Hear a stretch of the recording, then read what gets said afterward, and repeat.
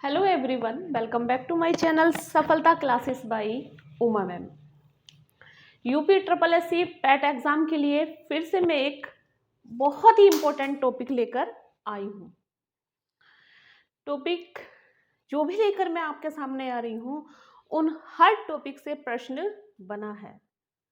ऐसा नहीं है कि फालतू के टॉपिक मैं लेकर आ जाऊँ और आपका टाइम वेस्ट करूँ। यहाँ जो 15 मिनट या 20 मिनट की भी वीडियो नहीं है, मात्र 5 मिनट की वीडियो में आप अपना 1 नंबर पक्का कर सकते हैं, क्योंकि मेरा पर्पस है कि आप लोगों की परसेंटाइल अच्छी बने। आप पैट में पास हो जाओगे, आपको सर्टिफिकेट मिल जाएगा यानी कि स्कोरिंग कार्ड का। लेकिन जब लेखपाल या वीडियो या ग्रुप सी की कोई भी वैकेंसीज निकले तो परसेंटाइल अब हाई जा रही है, क्योंकि नॉर्मलाइजेशन जब होता है तो बहुत सारी चीज़ों को ध्यान में रखकर बनाया जाता है। अभी आप लोगों ने देखा होगा पिछली बार 2022 में काफ़ी स्टूडेंट्स बाहर हो गए थे, क्योंकि जब लेखपाल का फॉर्म फिल हुआ तो उसमें परसेंटाइल काफ़ी अच्छी मांगी गई थी। इसीलिए मैं सबसे बार बार बोल रही हूँ, आपके लिए एक एक नंबर बहुत कीमती है।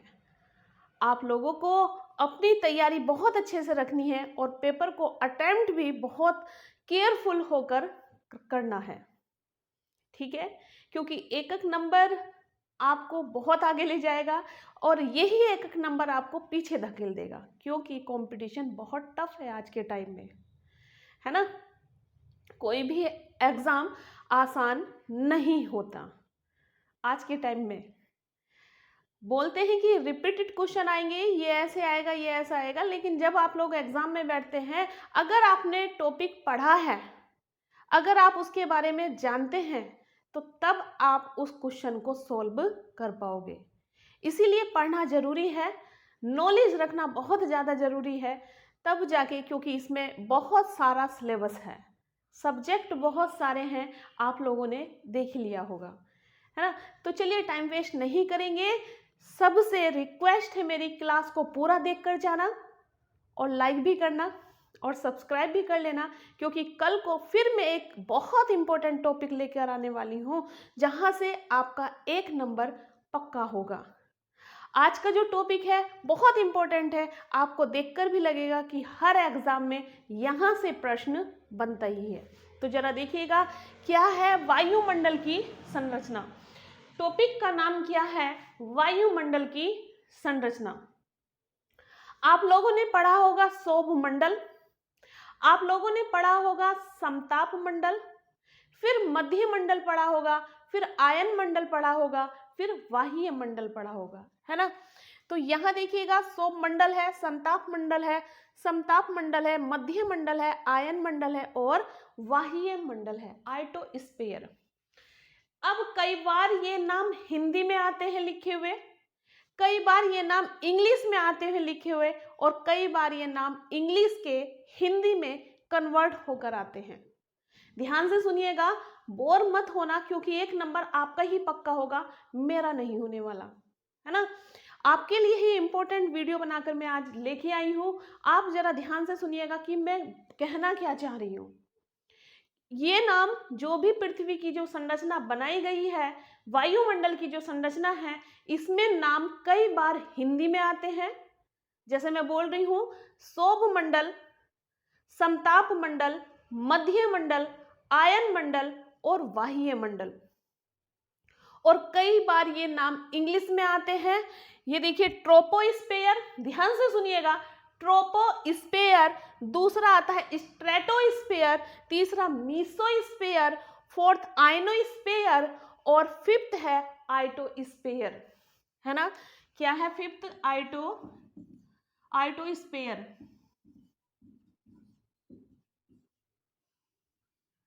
ठीक है? तो और जब ये नाम इंग्लिश में आते हैं तो कई बार ये इंग्लिश की हिंदी में नाम आते हैं। कैसे? कि ट्रोपोस्फेयर हिंदी में ऐसे लिखा आएगा, ट्रोपो, ये देखिए ऐसे ऐसे आया था, इसलिए मैं आपको बता रही हूँ, ट्रोपोस्फेयर। फिर आता है स्ट्रेटोस्फेयर, स्ट्रेटोस्फेयर,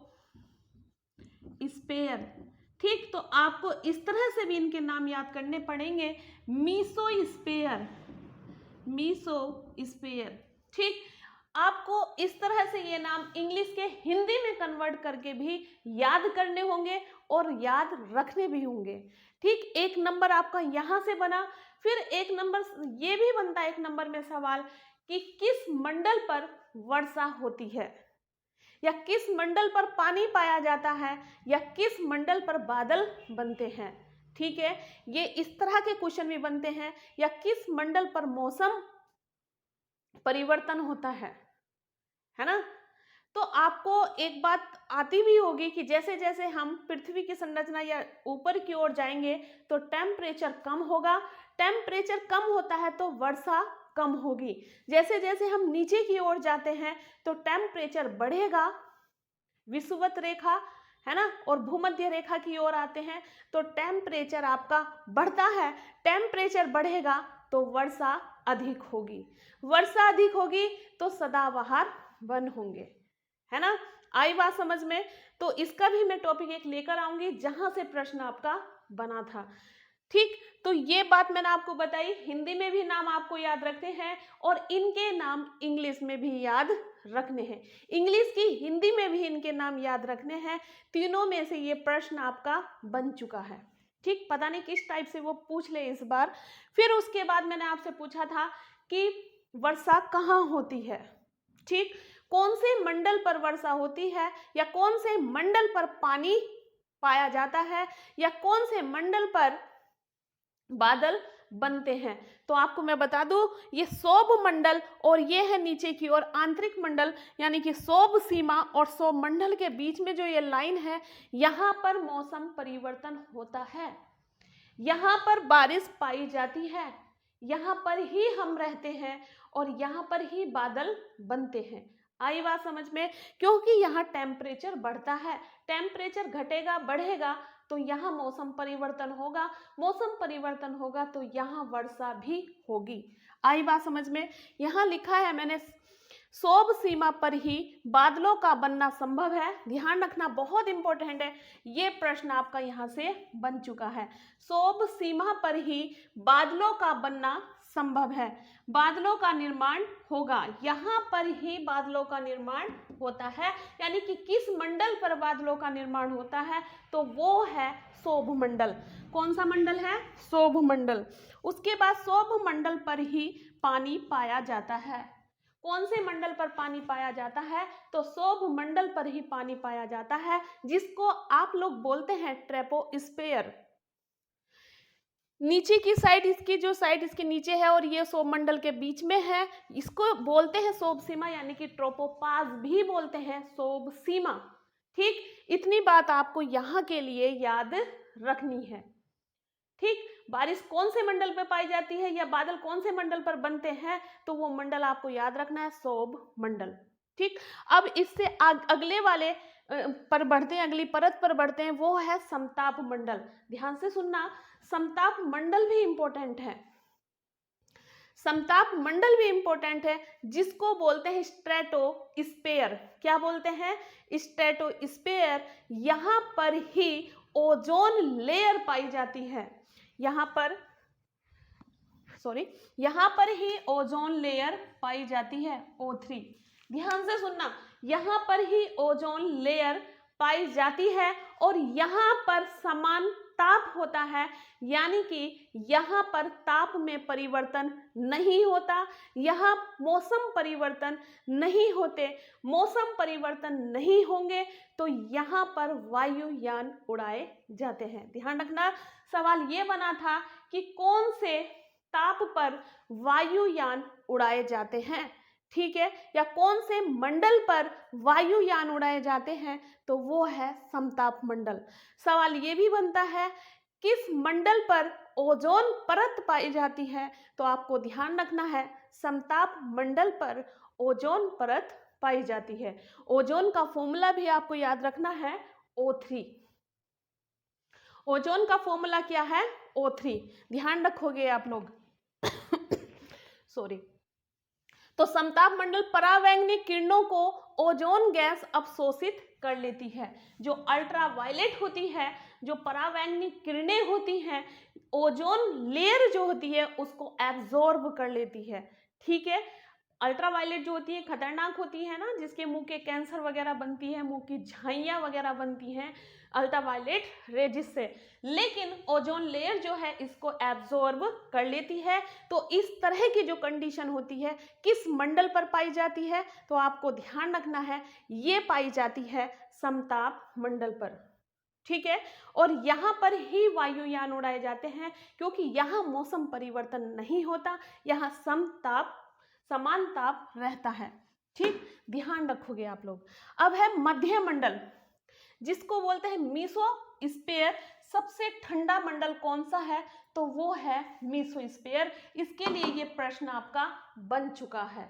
ठीक है, सबसे ठंडा मंडल कौन सा है, तो सबसे ठंडा मंडल जो है वो है आपका मीसोस्फीयर। ठीक, उसके बाद है आयन मंडल, आयनोस्फीयर जिसको बोलते हैं। आयन मतलब ये आयन जो है प्रकाश की किरणों को अवशोषित कर लेने का कार्य करता है। आयन मंडल पर ही जो सबसे हल्की गैसेस होती हैं कौन सी, नियोन है, क्रिप्टॉन है, हीलियम है, रेडॉन है या फ्रिजॉन है। इस तरह की गैसें कहाँ पाई जाती है, जो सबसे हल्की गैसेस होती हैं कहाँ पाई जाती हैं, कौन से मंडल पर पाई जाती हैं, तो आपको ध्यान रखना है आयन मंडल पर, जो कि प्रकाश की किरणों को अवशोषित करने का कार्य करती है। ठीक, उसके बाद है बाह्य मंडल, आउटोस्फीयर, जो कि इतना इंपॉर्टेंट नहीं है। ठीक, तो इस तरह से आपको बस, और ज्यादा क्वेश्चन इससे आपको याद नहीं रखने, इतने ही क्वेश्चन आपके यूपी ट्रिपल एससी पैट के एग्जाम में फंसने वाले हैं। बहुत इंपॉर्टेंट है, जरूर तैयार करके जाना, है ना। एक नंबर 101% यहाँ से फंसने वाला है। ठीक है, बहुत इंपॉर्टेंट है, इससे ज्यादा क्वेश्चन यहाँ बनने वाले नहीं है, क्योंकि ये आपको सिर्फ क्वालिफाई करना है, ये आपको अभी नौकरी नहीं दिलाने वाला। ये टॉपिक बनने को यहाँ से बहुत सारे क्वेश्चन बन सकते हैं, जो कि आप लोगों ने देखा भी होगा, जो पढ़ाने वाले हैं पढ़ाएंगे आपको 1 घंटे की वीडियो में, लेकिन मैं सिर्फ उतना लेके आई हूँ जहाँ से क्वेश्चन आपका बनना ही है, और यूपी ट्रिपल एससी पैट के एग्जाम में क्वेश्चन बना है। ठीक, आपको इन्हें जरूर तैयार करना है। 1 से 2-3 बार वीडियो देख लीजिएगा, सुन लीजिएगा, सारी चीज़ों को समझ लीजिएगा, तैयार हो जाएगा। आपका ऑप्शन बिल्कुल सही जाएगा, आप अगर ध्यान से वीडियो को सुनोगे। ठीक है, चलिए, अगर जानकारी आपको अच्छी लगी है तो प्लीज़ चैनल को सब्सक्राइब कर लीजिएगा, क्योंकि कल मैं फिर से न्यू वीडियो लेकर आने वाली हूँ एक बहुत ही इंपॉर्टेंट टॉपिक पर। Thank you guys, thank you so much.